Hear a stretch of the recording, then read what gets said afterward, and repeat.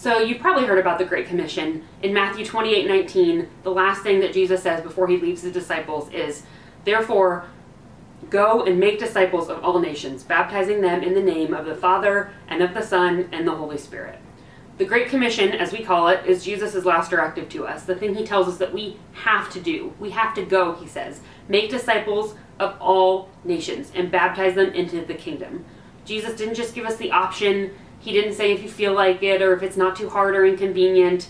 Jesus just straight up tells us to go and make disciples of everyone, all nations around the world.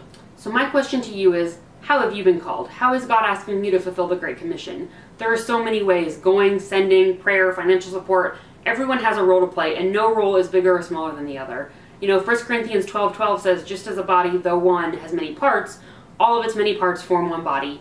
So it is with Christ. That's why I say there are no big or small roles in the Great Commission. I get to work for a missions organization and to reach and reach people through Team Expansion. The missionaries couldn't do what they do without me, and I couldn't do what I do without people like you. That means that you, as a supporter of Team Expansion, as a supporter of mine, are directly involved in the discipleship and baptism of thousands of people every year. You did that. You get to be a part of that when you support missionaries.